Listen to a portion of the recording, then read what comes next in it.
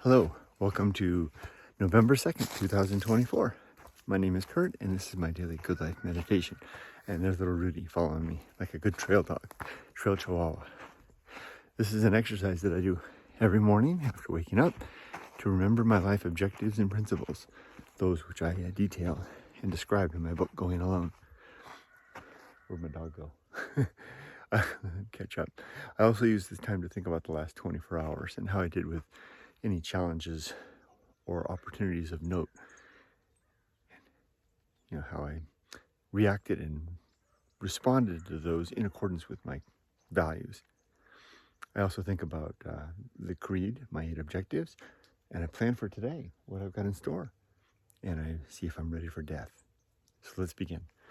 Last night I slept good. I think I found just the sweet spot with the heater and the fan. And it was just like, sleeping in a warm bath last night. It was really nice. My mind was at peace as well. Yesterday was a good day. I had chores all day, cleaning, doing all the stuff I usually do. It was a day off, and then going to town and doing our shopping together. Nothing of particular note yesterday, although I did find myself getting eager and excited about the house. But it's so interesting. It's like, when I was a younger man, I would be, eager and restless to make a decision, to jump on the opportunity, to finalize, to sign the contract. Less so anymore. It's like, if one opportunity fails or passes, let's say somebody swoops in and takes the house ahead of us, the house we want to buy in Japan, then, well, there's others. In fact, I went on to assuage that very fear. I went on the Akiya Mart website last night and just took a refresher. I hadn't looked for a while because we thought we had found the house. And sure enough, I found another beautiful house in that roughly the same area. More fish in the sea, as they say, right? Ready? Don't sit down on the job. We got a walk to do. So it's interesting. It's noteworthy how getting older relaxes the mind and the anticipation and the desire for immediate satisfaction. It's also because, with maturity comes the realization that those satisfying things are only satisfying in these brief moments, and it passes, it wears away, and then we seek for something else. Better to rise above that fray and to try to get beyond need. That sounds very Buddhist, doesn't it? All right. As for the creed, my creed consists of 8 objectives and 35 principles. The 8 objectives are: 1, to be always ready to die, to have my affairs in order, my relationship sound, and my life's work complete. 2, to make good and effective use of my time, to not waste my days.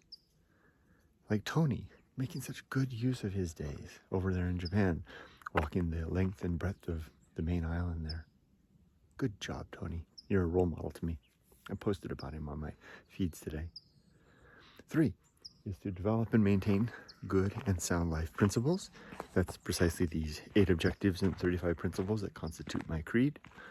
4, to cultivate good emotional reactions, to react well to the challenges and opportunities both that I meet.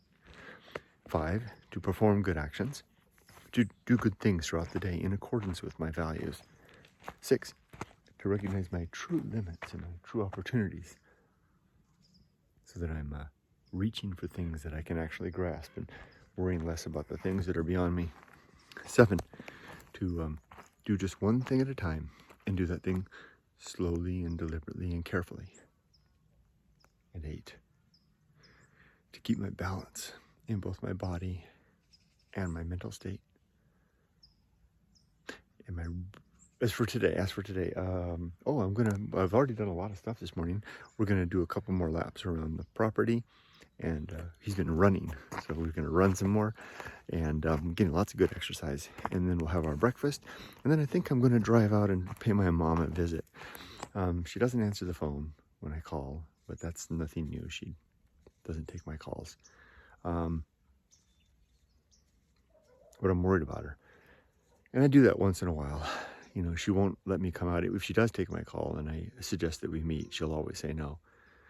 But if I kind of have a pretense to come visit her, like I couldn't get through on the phone, so I was worried about you, she'll then cordially let me in for a little bit of a talk. But then she lets me know when it's time for me to go, which isn't usually very long. So at least I can do, so at least fulfill my filial duty of a welfare check, right? Make sure she's okay,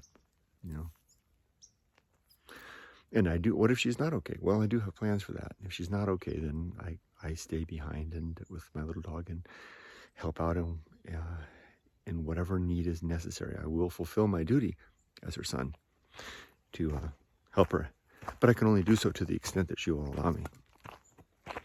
So that's my plan for the day. It's a long drive. It's about 2.5 hours out to the desert, to another desert, the high desert. I'm in the low desert, although this is high desert too, 4,300 feet. It's a high-low desert. It's the Aha Desert. Twittery little birds up there. From there, am I ready for death? Are my affairs in order? Yes, they are. And I burned all my records, all my superfluous records this week at the Thursday podcast bonfire. My affairs are in order. My relationships are sound. And my life's work is complete. I wish you all the best. Be safe, but not too safe. Take care.